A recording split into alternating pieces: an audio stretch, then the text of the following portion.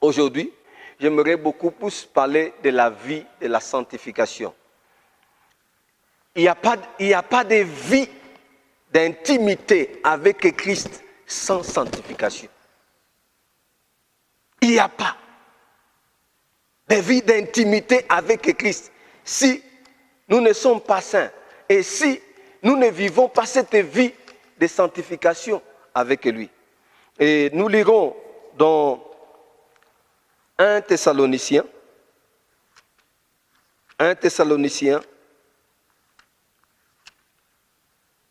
au chapitre 4, 1 Thessaloniciens.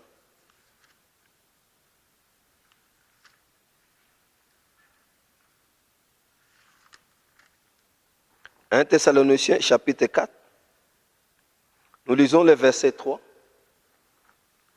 et nous lirons le verset 7.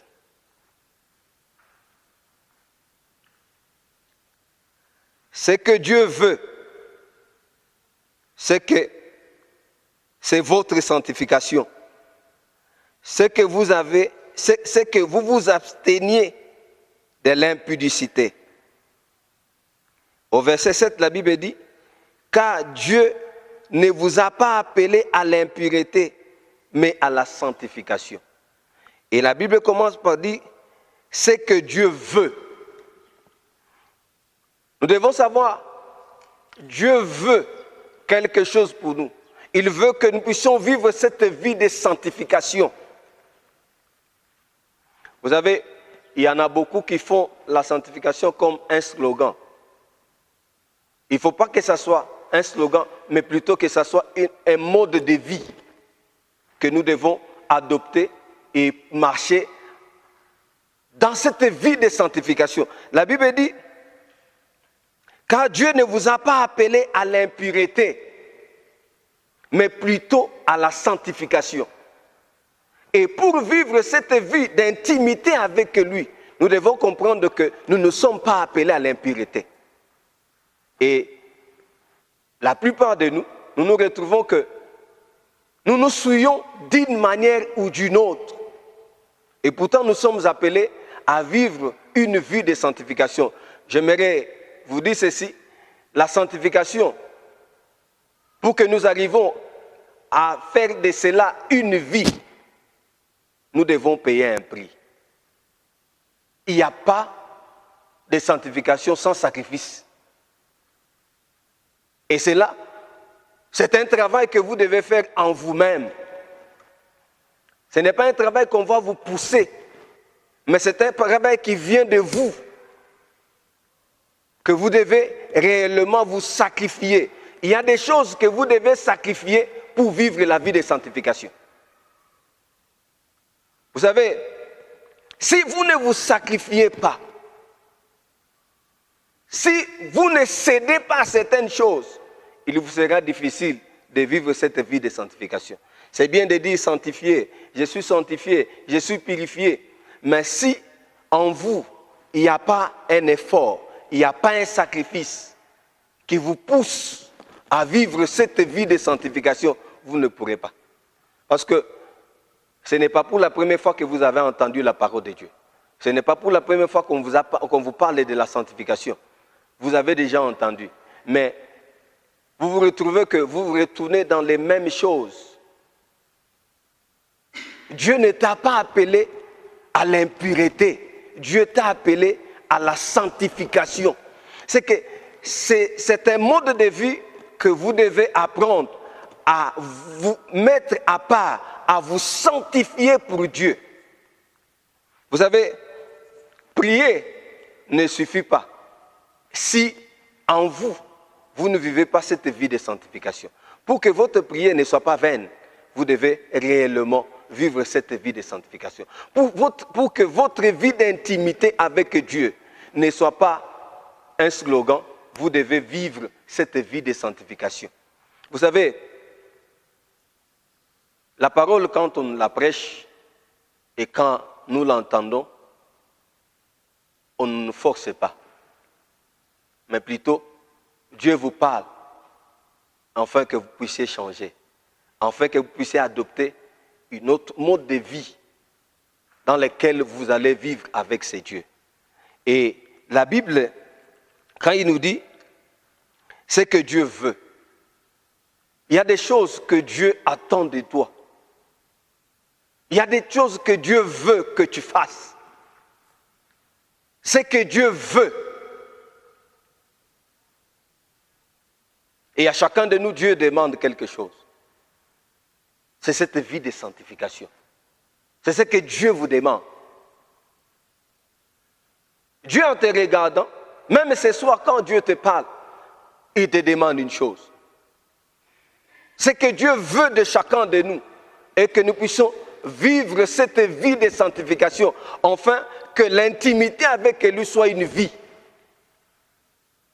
Mais si il n'y a pas de vie de sanctification, et si tu ne vis pas la sanctification, c'est que vivre une vie d'intimité avec Dieu, c'est comme si on vous forçait, c'est comme si on vous obligeait. Parce qu'à chaque fois, vous ne saurez pas marcher avec ce Dieu, parce qu'il est saint. S'il est saint, nous sommes appelés aussi à être saints. Et atteindre la sainteté, atteindre la sanctification, sans sacrifice, vous ne saurez pas. Vous devez réellement sacrifier certaines choses dans votre vie pour vivre la vie de la sanctification. Si vous ne sacrifiez pas certaines choses, vous savez, il y a certains sentiments, il y a certaines choses qui vous plaisent. Et vous vivez dans ces choses. Mais pourtant, quand vous écoutez la parole de Dieu, Dieu veut que vous puissiez abandonner certaines choses. Si nous prenons l'exemple de Caïn, Dieu a vu son cœur et dit ceci à Caïn: le péché est à ta porte et ses désirs sont en toi. Mais ce que je te demande, que tu domines sur ça. Vous savez, Dieu est amour. Et à chaque fois qu'il y a une tentation, qu'il y a une preuve devant nous, Dieu nous parle. Ou la parole de Dieu peut revenir même en vous pour vous dire, ne fais pas ça, ne fais pas ça. C'est ainsi que Dieu, c'est dans Genèse chapitre 4, Dieu dit à Caïn, le péché est à ta porte et ses désirs sont en toi. Vous savez, un désir peut monter en vous. Un sentiment négatif peut se manifester en vous pour vous pousser à commettre un péché ou à faire ce que Dieu ne veut pas. Parce que la Bible, c'est que Dieu veut. Dieu ne veut pas que nous puissions vivre dans la vie de péché. Il veut que nous puissions vivre dans cette vie de sanctification. C'est ainsi que Dieu a manifesté sa volonté à Caïn. Il dit, Caïn, le péché est là. Ce que je veux, c'est que tu domines sur ça. Et que tu vives une vie de sanctification. Mais Caïn n'a pas su faire ce que Dieu voulait pour lui. Vous savez, c'est bien que quand tout le monde, quelqu'un peut dire, mais j'ai été tenté, Dieu m'a abandonné. Dieu ne t'a pas abandonné, il est là avec toi. Mais il veut que tu prennes une décision, il veut que tu te donnes, il veut que tu te sacrifies. Vous savez, il n'y a pas d'intimité, il n'y a pas une vie d'intimité avec Dieu sans sacrifice. Si tu n'es pas au point de sacrifier certaines choses dans ta vie pour que tu vives cette vie de sanctification avec Dieu, tu ne pourras pas. Il y a certaines choses que tu dois abandonner. La Bible dit, ce que Dieu veut, c'est votre sanctification. Ce que Dieu veut, c'est votre sanctification. Dieu attend de vous que vous puissiez vous sanctifier, que vous ne puissiez pas demeurer dans ces choses. Et cela passe par les sacrifices. Tout le monde peut écouter la parole de Dieu. Tout le monde s'attend à un changement. Il n'y a pas de changement sans votre volonté. Il n'y a pas de changement sans votre volonté. Ce que Dieu veut de tout un chacun de nous, c'est sa sanctification. Qu'il soit sanctifié. Et dans 1 Pierre, 1 Pierre, chapitre 1, les versets 15, 1 Pierre 1, verset 15. Alléluia. La Bible dit, comme celui qui vous a appelé est saint, vous aussi soyez saints dans toute votre conduite. Parce que celui qui nous a appelés, il est saint. Et on nous dit que celui qui nous a appelés est saint, il faut que nous aussi, nous soyons saints dans notre conduite. Il n'y a pas une vie d'intimité avec Christ si votre conduite n'est pas affectée par la sainteté de Dieu. Vous savez, bien-aimés, la sanctification, la purification, que ce ne soit pas un slogan, mais plutôt que ce soit une vie. C'est un processus, c'est un travail, c'est un effort que vous devez fournir afin de vivre cette vie de sanctification. Cette vie-là passe par un sacrifice pour que tu atteignes la sanctification. Nous allons lire encore un autre verset de Timothée, chapitre 2, au 21e verset. La Bible dit ceci. Si donc quelqu'un se conserve pur en s'abstenant de ces choses, il sera un vase d'honneur, sanctifié, utile à son maître, propre à toute bonne œuvre. Si donc quelqu'un se conserve pur et s'abstient, vous savez, tu as un travail à faire dans votre vie. C'est de te conserver pur. Pour conserver quelque chose, il y a un sacrifice. C'est que tu dois te mettre à part. Tu dois te conserver pur uniquement pour Dieu. Et la Bible continue, et s'abstenant de ces choses, il y a certaines choses que tu dois t'abstenir. Tu connais réellement que ce qui est bien et ce qui est mauvais. Et que quand tu es devant quelque chose qui n'est pas bien, tu as un devoir de t'abstenir. Il ne faut pas qu'on vienne prophétiser sur vous. Que ne touche pas et ne fais pas ceci. Mais vous qui connaissez la parole de Dieu, c'est à vous de vous abstenir. Et il y a un travail que tu dois faire en vous. Tu dois prendre une décision. Tu t'abstiens. Même si vous êtes menacé, même si vous êtes provoqué, et que quelqu'un veut vous pousser à parler, quelqu'un veut vous pousser à être essuyé, abstenez-vous. Vous n'allez pas perdre votre identité. Vous n'allez pas perdre votre personne, mais plutôt vous allez conserver votre pureté devant Dieu. Vous savez, il ne faut pas seulement parler pour parler. Mais quand il faut parler pour édifier. Il faut parler pour construire. Il faut parler pour garder. Et c'est ainsi que, si quelqu'un de nous, tout un chacun de nous, se conserve pur, la Bible dit ceci, il sera un vase d'honneur. Un vase d'honneur pour Dieu. Il sera sanctifié. Utile à son maître. Et propre à toute bonne œuvre. C'est que Dieu vous utilisera. Dieu fera avec vous. C'est que tu seras un vase d'honneur qui va plaire à Dieu. Tu seras utile. C'est que tu vivras cette vie-là. C'est qu'à chaque jour, à chaque instant, tu seras pur pour ton maître, pour ton Seigneur. Hier, je disais ceci. Nous venons à l'église chercher ce que le monde ne nous a pas donné. Parce qu'il y a des païens qui ont des biens, qui ont des richesses, qui ont de l'argent, qui ont des mariages. Ils ont tout. Et que si tu viens à l'église chercher l'argent, chercher les mariages, c'est que tu n'as rien fait. C'est que les païens en ont aussi là dehors. Mais si nous venons ici à l'église, si nous venons prier Dieu, nous sommes venus recevoir ce que le monde n'a pas pu nous donner. C'est cette vie de communion avec Dieu, cette vie d'intimité avec Christ. Être un ami de Christ, vivre avec lui, marcher avec lui.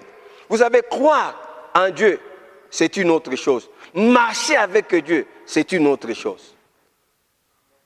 Et marcher avec Dieu, c'est ce qui est difficile pour beaucoup. Ce jour-là, tu as dit, je te reçois comme Seigneur et Sauveur de ma vie. Mais après, qu'est-ce que tu es devenu? Tu n'as pas su marcher avec Dieu. Vous savez, au ciel, il ne faut pas être bishop, il ne faut pas être pasteur, il ne faut pas être révérend, il ne faut pas être prédicateur, il ne faut pas être diacre, il ne faut pas être ceci ou cela. Au ciel, Dieu a besoin de ceux qui sont sanctifiés. Si tu es saint, si tu te conserves pur, tu as une place au ciel et vivre avec Dieu. Dieu a besoin des vases qu'il veut utiliser afin de donner gloire à son nom. Mais la plupart des vases ne sont pas conservés purs. Et il est malheureux que quelqu'un travaille dans l'expérience, étant dans une vie de péché, sans sanctification. C'est que Dieu vous utilisera seulement pour un temps, pour que son nom soit glorifié. Mais en vous, il n'y aura pas de salaire. Il n'y aura pas de récompense. Lisons un autre verset. C'est Tite chapitre 2. Tite 2. Nous lisons les versets, Tite 2, verset 14.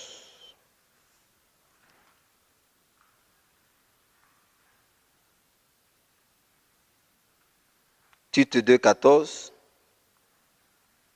Qui se donne lui-même pour nous, afin de nous racheter de toute iniquité et de se faire un peuple qui lui appartient, purifié par lui et zélé pour les bonnes œuvres.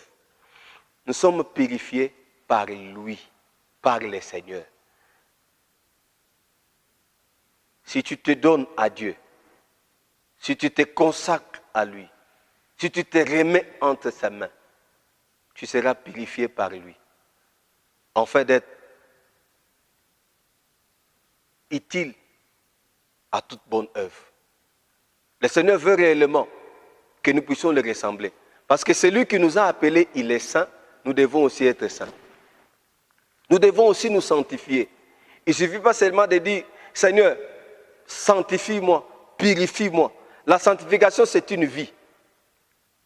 Ce ne sont pas les paroles.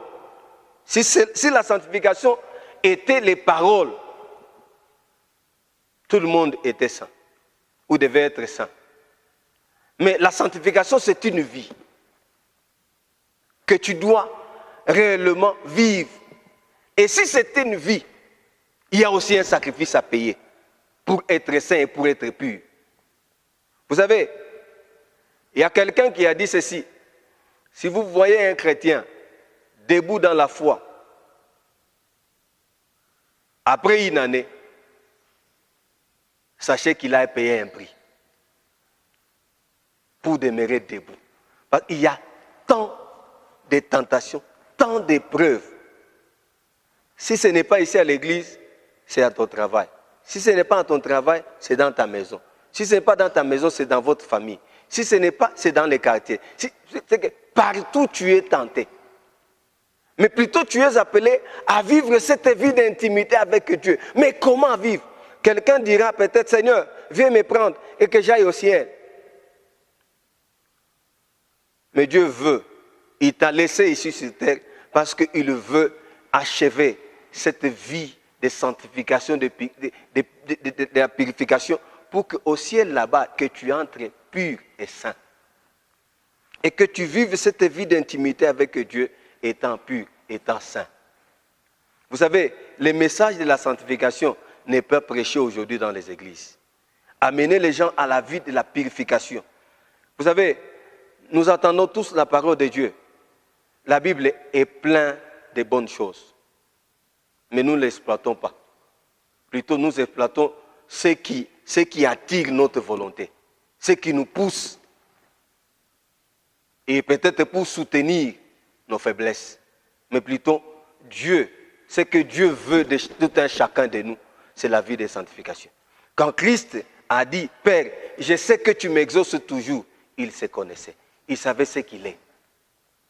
Vous savez, ce que tu es, tu te connais. Il y a certaines personnes, quand on prêche à quelque chose qui les touche, ils disent on m'a prêché. Non, si on t'a prêché, c'est pour que tu changes. Ce n'est pas pour que tu t'attaques à moi comme prédicateur, mais c'est pour que tu changes. C'est pour que tu adoptes un autre mode de vie. Tout le monde veut que Dieu l'utilise. Tout le monde veut être l'ami de Dieu.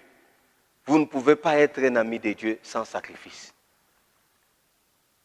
Il nous a appelés à la sanctification et pour vivre cette vie de sanctification, il y a un prix à payer. Il y a certaines choses que tu dois accepter d'abandonner. C'est comme si quand vous grandissez, vous n'avez pas les mêmes souliers que vous avez quand vous avez 5 ans. Vous n'avez pas les mêmes habits. Mais à un moment, quand vous grandissez, vous abandonnez certaines choses. C'est ainsi que dans la vie d'intimité avec Christ, au fur et à mesure que tu avances avec Dieu, au fur et à mesure que tu écoutes sa parole, il y a certaines choses que tu dois abandonner. Il ne faut pas après 2 ans, après 6 mois, après 3 mois, tu es les mêmes. Il n'y a que Christ qui est les mêmes hier, aujourd'hui, éternellement. Mais nous sommes appelés à changer. Au fur et à mesure que nous nous approchons de lui, au fur et à mesure que nous nous accrochons à Dieu, nous abandonnons certaines choses. Et nous entrons dans cette vie de sanctification. Il ne suffit pas seulement de dire sanctifier, purifier. Mais la sanctification, c'est une vie. Et ça ne passe pas sans la parole de Dieu. La Bible dit, purifie-les par ta parole, car ta parole les sanctifie. La parole de Dieu te sanctifie. À chaque fois que tu écoutes la parole de Dieu, tu peux être sanctifié. Si seulement tu la mets en pratique. Si seulement tu vis cette parole, elle te sanctifie, elle te purifie.